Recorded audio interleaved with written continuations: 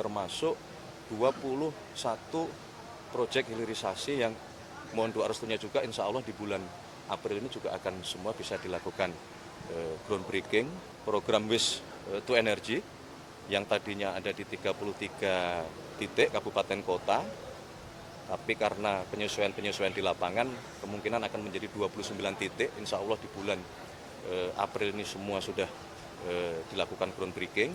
Jadi saya kira kita fokus bekerja menjalankan program-program yang semua sudah dituangkan ya di dalam RPJP, RPJMN maupun RKP rencana kerja pemerintah tahunan. Российская Федерация проголосовала против внесенного Бахрейном, Иорданией, Катаром, Кувейтом, Объединенными Арабскими Эмиратами и Саудовской Аравией проекта резолюции в отношении ситуации в Ормузском проливе и прилегающих к нему водах. Позиция нашей страны в отношении нынешнего кризиса на Ближнем Востоке имеет принципиальный, последовательный и объективный характер. Мы осуждаем агрессию Соединенных Штатов и Израиля в отношении Ирана. Мы с уважением относимся к суверенитету и территориальной целостности всех стран региона, как Исламской Республики Иран, так и других стран Персидского залива. Мы считаем недопустимыми удары по их мирным жителям и гражданской инфраструктуре. Россия предпринимала и продолжает предпринимать усилия, в том числе на высшем уровне, для прекращения подобных действий. Стремимся к скорейшему установлению мира в Персидском заливе и на Ближнем Востоке. Однако Российская Федерация не могла поддержать текст, который создал бы опасный прецедент для международного права, международного морского права, любых мирных усилий, а также авторитета Совета Безопасности ООН. Мы воздержались при принятии резолюции 2817. Это решение далось нам нелегко. Однако на этот раз бахрейнские партнеры и их единомышленники пошли намного дальше, представив в корне неправильный и опасный подход к ситуации в регионе. По сути, почти каждый параграф предложенного ими проекта изобиловал несбалансированными, некорректными и конфронтационными элементами. Озвучу лишь основные моменты. В пункте 1 преамбулы и в пункте 6 постановляющей части действия Ирана подавались в качестве единственного источника так называемых дестабилизирующих действий и региональной напряженности. Об истинных причинах нынешнего кризиса на Ближнем Востоке, незаконных ударах Соединенных Штатов и Израиля по иранской территории ни слова. Это решение далось нам нелегко.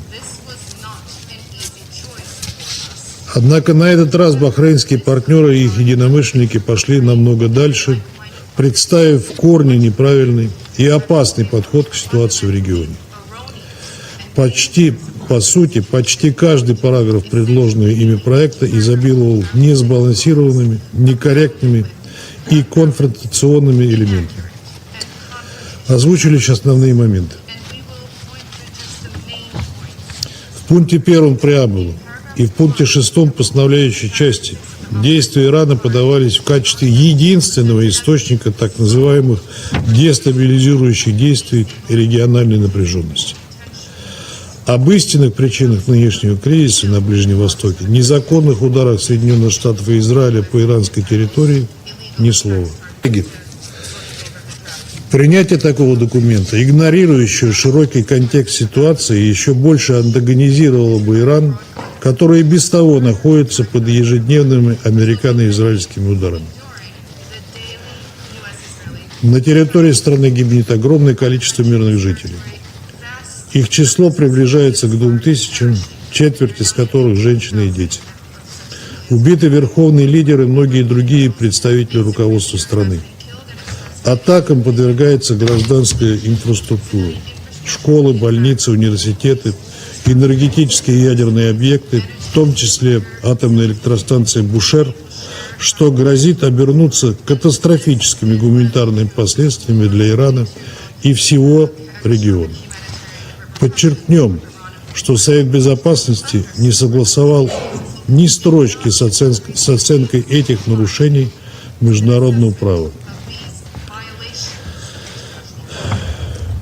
And no excuses you will hear from us today, Ambassador Waltz. Я не буду подробно останавливаться на вопиющих двойных стандартах такого подхода. Однако он совершенно нелогичен. Даже таким образом выступаем за беспрепятственное судоходство в Ормузском проливе. Однако решать эту задачу можно только с участием всех прибрежных стран, граничащих с этим важным транспортным коридором. Без Ирана это сделать невозможно.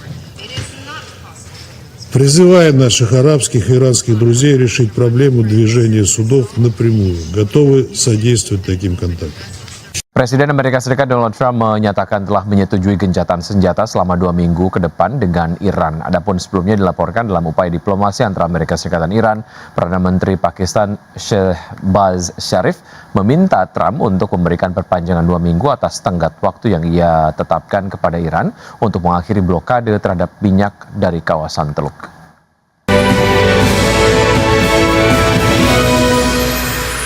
Presiden Amerika Serikat Donald Trump mengatakan pada hari Selasa bahwa ia telah menyetujui gencatan senjata selama 2 minggu dengan Iran, kurang dari 2 jam sebelum tenggat waktu yang ia tetapkan bagi Teheran untuk membuka kembali Selat Hormuz atau menghadapi serangan luas terhadap infrastruktur sipil.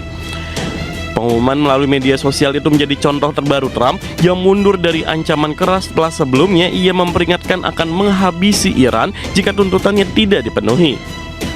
Trump mengatakan kesepakatan tersebut bergantung pada persetujuan Iran untuk menghentikan blokade pasokan minyak dan gas melalui Selat Hormuz yang biasanya menangani sekitar 1/5 pengiriman minyak global. Trump mengatakan Iran telah mengajukan proposal 10 poin yang disebutnya sebagai dasar yang bisa dijalankan untuk negosiasi, dan ia memperkirakan kesepakatan itu akan dirampungkan dan disahkan selama masa gencatan senjata 2 minggu tersebut. Sebelumnya dilaporkan, Perdana Menteri Pakistan Shehbaz Sharif pada Rabu meminta Presiden Amerika Serikat Donald Trump memberikan perpanjangan 2 minggu atas tenggat waktu yang ia tetapkan kepada Iran untuk mengakhiri blokade terhadap minyak dari kawasan Teluk. Sharif mendesak semua pihak yang bertikai untuk mematuhi gencatan senjata di seluruh wilayah selama 2 minggu agar diplomasi dapat mencapai penghentian perang secara tuntas. Ia menambahkan bahwa upaya diplomatik untuk menyelesaikan perang secara damai berjalan stabil, kuat, dan semakin intens dengan potensi menghasilkan hasil substansial dalam waktu dekat. Berbagai sumber IDX Channel. Ya, pemirsa, selanjutnya update dari Bursa Global. Bursa Ekuitas Wall Street mengakhiri perdagangan Selasa dengan pergerakan variatif di tengah tanda-tanda kemajuan dalam negosiasi diplomatik menjelang tenggat waktu yang diberikan oleh Presiden Amerika Serikat Donald Trump kepada Iran untuk membuka Selat Hormuz. Menjelang penutupan, ketiga indeks utama berhasil pulih dari tekanan tajam sebelumnya setelah Perdana Menteri Pakistan Shehbaz Sharif menyatakan upaya diplomatik untuk penyelesaian damai konflik di Timur Tengah menunjukkan kemajuan. Pada perdagangan di hari Selasa, Dow Jones Industrial Average ditutup turun 0,18% ke level 46.584, S&P 500 menguat 0,08% ke posisi 6.616, dan Nasdaq Composite yang menguat 0,1% ke posisi 22.017.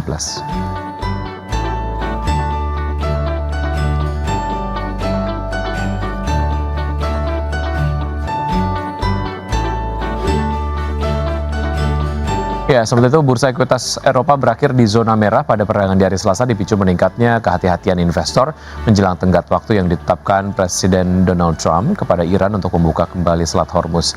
Stock 600 ditutup turun 1,01% ke level 550,59, DAX Jerman menyusut 1,06% ke level 22.921, dan FTSE 100 Inggris yang terkoreksi 0,84% ke level 10.348.